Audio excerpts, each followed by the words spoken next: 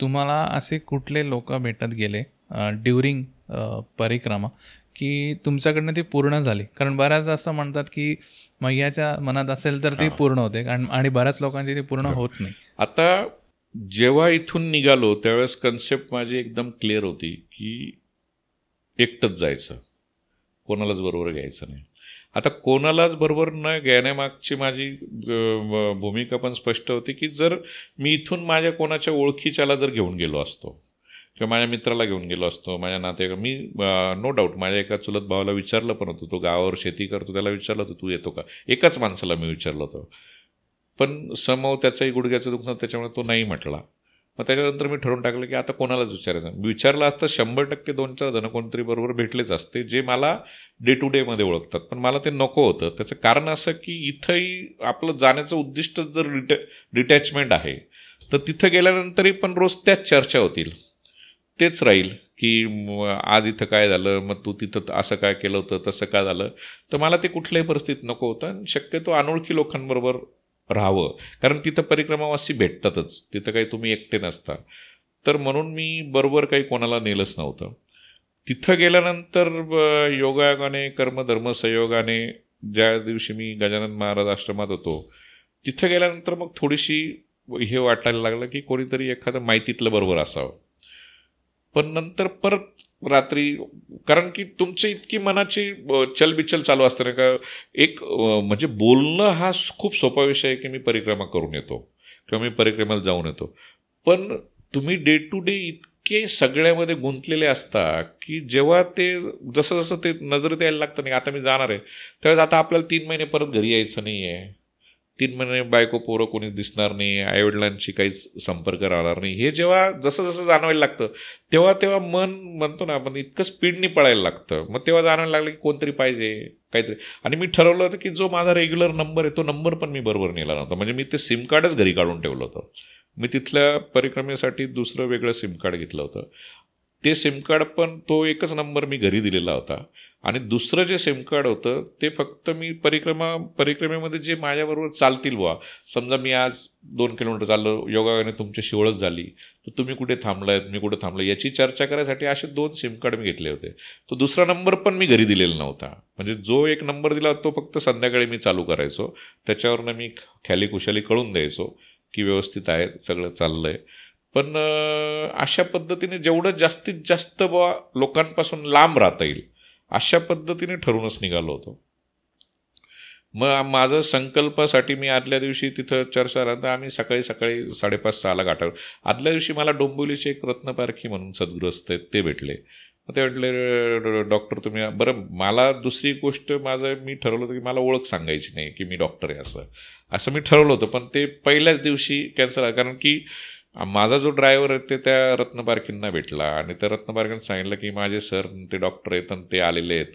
तर त्यांनी आलेला डॉक्टर म्हणायला सर ते मी जिथं जिथं प्रयत्न करायचो की मला नाही ओळख सांगायची, तोपर्यंत तो पूर्ण परिक्रमेमध्ये प्रचार प्रसार होऊन गेलात. बरं डॉक्टर सांगायचं नाही म्हणजे मी खूप एक्स्ट्रा ऑर्डिनरी असं काही माझ्या डोक्यात नव्हतं, पण शक्यतो बुवा आपली ओळख न दाखवता नाव सांगायचं तेवढं सफिशियंट आहे. म्हणजे जे मला करायचं होतं की मी नाही आहे बुवा अशा पद्धतीने, तसं काही ते होऊ शकलं नाही. ते डॉक्टर आहे ते कळलं. मग ते म्हटलं की आपण सकाळी संकल्पाला बरोबर. म्हटलं ठीक आहे काय हरकत नाही. मग तिथं आम्ही संकल्पाला बसलेलं असताना मग नाशिकच्या आमच्या पटवर्धन काकू भेटल्या, तुमच्या मातोश्री, नंतर हे भेटले काय म्हणतात त्याला रत्नपारखी होते, नंतर एक कोकणातनं एक वर्षालीताई डंबे म्हणून त्या आलेल्या होत्या, त्या भेटल्या. मग सुरुवातीला असं काही ठरवलं नव्हतं की आपण बरोबर जाऊ वगैरे काय, पण मग चालायला निघालो. आणि मला चांगलं आठवतं की काकूंनी असं सांगितलं की आम्ही चालायला सुरुवात केल्या त्या म्हटल्या की डॉक्टर आपल्याला काठानेच करायची, मैयाच्या किनाऱ्यानेच. आणि मला तोपर्यंत माहिती कळली होती की पहिल्या दिवसाचा जो टप्पा आहे तो खूप कठीण आहे, खूप मोठी मोठी दगडं आहेत, तिथं काटेरी झुडपं जास्त आहेत, जंगलाचा भाग आहे. तर पहिल्या दिवसाचा टप्पा हा आपल्याला हिरोईक काहीच करायचं नाही, सरळ साधं सोपं सहज जे असेल ते आपण करायचं असं मी ठरवलं होतं. मग मी काकूंना सांगितलं, बरोबर माझ्याबरोबरचे 1-2 जण, त्यांना पण सांगितलं की आपण शक्यतो रस्ता मार्गाने जाऊ, तिकडून जायला नको. पण मी 8 तास काही धरला नाही, कारण की तोपर्यंत असं करण्याचंही काही कारण नव्हतं.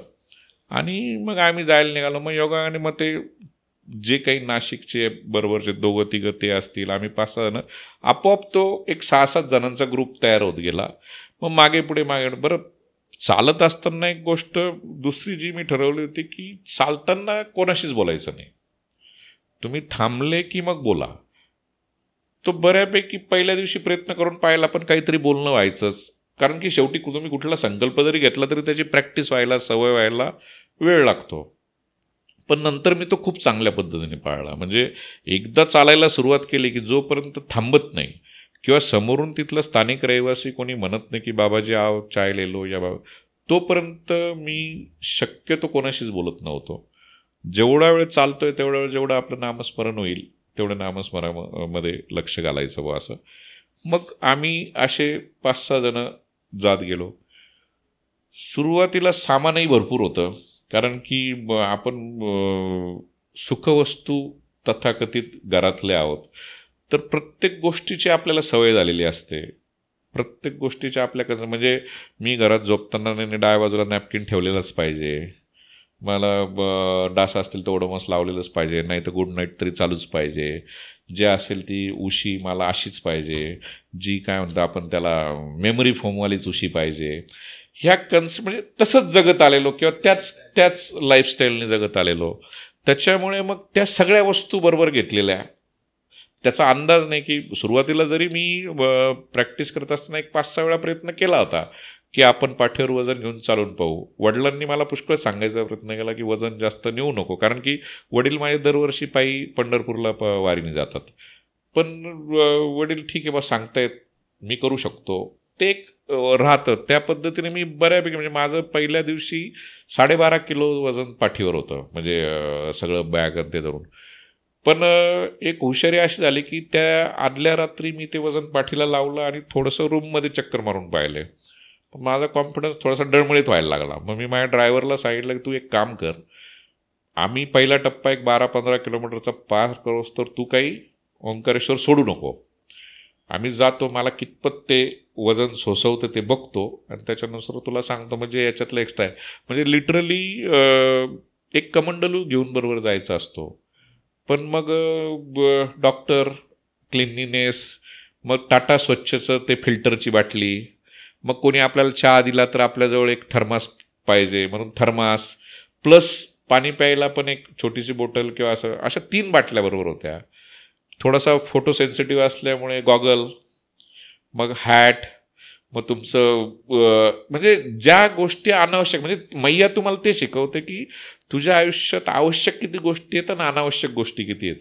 त्या पहिल्या 12 किलोमीटरमध्ये लक्षात. बरं शॉल, मग तुमचं ते खाली जे आम्ही 4 mm हे घेतलेलं होतं हिटलॉन, त्या हिटलॉनवर टाकायला पण नाही, त्याच्यावर डायरेक्ट कसं झोपणार परत एक.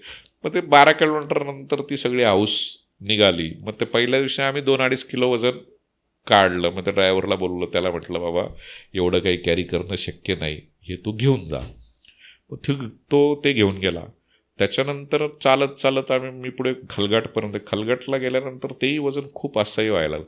तिथं परत 2-2.5 किलो काढलं. ते 2-2.5 किलो काढल्यानंतर म्हणजे साधारणतः मग नंतर 7-7.5 किलो वजन पाठीवर राहिलं, 7.5-8. पण मग परिक्रमेत जसे, म्हणजे तुम्ही परिक्रमा करता, म्हणजे तुम्ही काही एकटे परिक्रमा करा, म्हणजे मी किती म्हणत असलो की मी परिक्रमा केली तर हे 100% असत्य आहे. 100% ही मैयाने माझ्याकडनं पूर्ण करून घेतली.